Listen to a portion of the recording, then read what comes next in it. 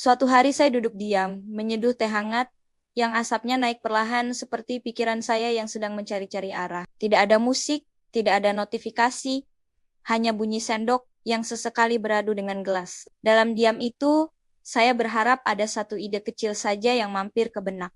Sekadar teman ngobrol dengan diri sendiri. Dan entah dari mana, ide itu muncul begitu saja, sederhana tapi menggelitik. Kenapa kebanyakan orang Cina bisa sukses dan kaya, padahal cerita awal mereka seringkali sama dengan kita, berangkat dari warung kecil, toko sempit, atau lapak sederhana di pinggir jalan? Kenapa dari titik start yang nyaris sama, ekonomi mereka bisa melesat jauh?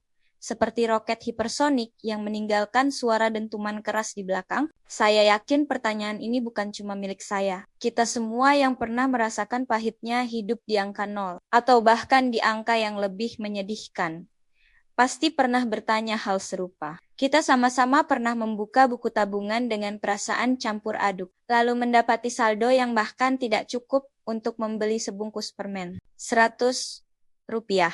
Angka yang hari ini mungkin terdengar lucu, tapi bagi sebagian dari kita, itu pernah menjadi penanda bahwa hidup sedang benar-benar di titik bawah. Dari pengalaman kolektif itulah, saya ingin mengajak kalian berdiskusi. Bukan dengan nada menggurui, tapi sebagai sesama manusia yang sama-sama pernah jatuh, pernah berharap, dan pernah mencoba bangkit. Kalau kita perhatikan dengan jujur, banyak orang Cina memulai usaha mereka dari hal yang sangat kecil. Warung kelontong, kedai makan sederhana, toko kain, toko alat tulis, atau bahkan gerobak dorong. Tidak ada yang istimewa dari awalnya. Modalnya seringkali pas-pasan, tempatnya seadanya, dan jam kerjanya panjang. Namun yang menarik, dari usaha kecil itu mereka tidak sekadar bertahan hidup. Mereka mengembangkannya, menumbuhkannya, lalu mewariskannya. Disinilah saya mulai merasa bahwa perbedaannya bukan semata soal modal atau keberuntungan, tapi soal cara pandang terhadap usaha, uang, dan waktu. Bagi banyak orang Cina, usaha kecil bukanlah terminal akhir, melainkan pijakan awal. Warung kecil bukan untuk sekadar cukup makan hari ini, tapi untuk membangun sesuatu yang lebih besar besok. Ada orientasi jangka panjang yang sangat kuat. Mereka rela hidup sederhana bertahun-tahun, bahkan ketika usaha sudah mulai menghasilkan. Keuntungan tidak langsung dihabiskan untuk gaya hidup, tapi diputar kembali. Ditambah sedikit demi sedikit, diperbesar pelan-pelan. Prinsipnya sederhana.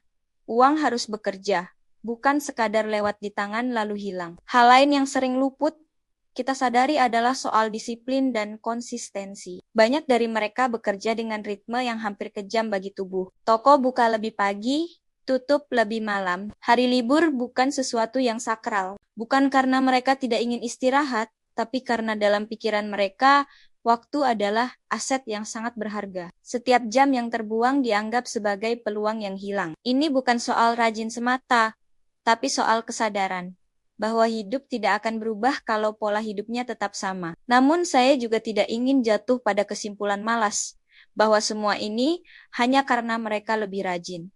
Realitasnya lebih kompleks. Ada budaya yang membentuk cara berpikir. Sejak kecil, banyak anak-anak Cina dibiasakan melihat orang tuanya bekerja keras, mengelola uang dengan ketat, dan menghitung untung rugi dengan kepala dingin. Pendidikan finansial tidak selalu datang dari buku, tapi dari meja kasir, dari tumpukan barang dagangan, dari obrolan soal harga dan margin keuntungan.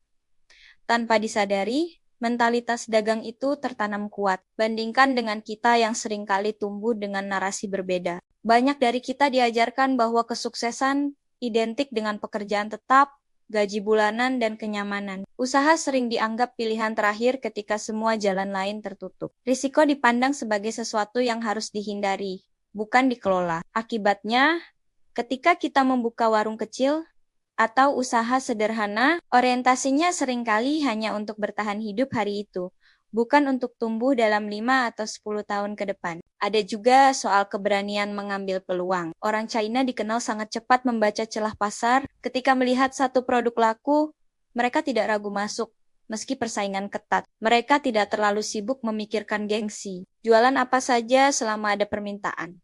Selama ada margin, itu sah. Mentalitas ini membuat mereka fleksibel dan adaptif. Pasar berubah, mereka ikut berubah. Produk tidak laku, ganti. Lokasi sepi, pindah. Tidak banyak drama yang ada evaluasi. Sementara itu, kita sering terjebak pada rasa sungkan, gengsi, atau takut omongan orang.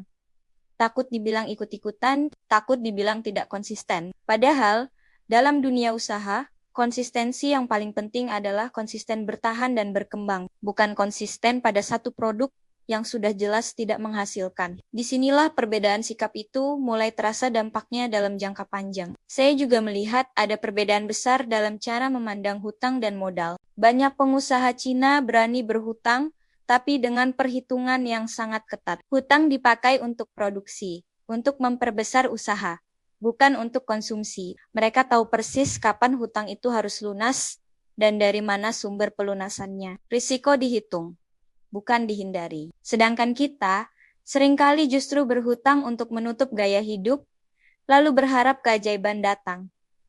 Namun tulisan ini bukan untuk menyalahkan siapapun. Saya menulis ini sambil bercermin pada diri sendiri. Saya juga bagian dari orang-orang yang pernah duduk termenung melihat saldo tabungan yang nyaris nol. Saya juga pernah menyalahkan keadaan, sistem, bahkan nasib. Tapi semakin lama saya berpikir, semakin saya sadar bahwa membandingkan tanpa belajar hanya akan melahirkan iri, bukan solusi. Yang lebih penting adalah mengambil pelajaran, lalu menyesuaikannya dengan konteks kita sendiri. Kita tidak harus menjadi orang Cina untuk belajar dari etos kerja dan cara berpikir mereka. Kita punya nilai, budaya, dan kelebihan sendiri. Gotong royong, solidaritas, dan kreativitas adalah kekuatan kita. Yang perlu diperbaiki mungkin adalah cara kita memandang usaha kecil, cara kita mengelola uang, dan cara kita menghargai waktu. Mulai dari hal sederhana, mencatat pengeluaran, memisahkan uang usaha dan pribadi,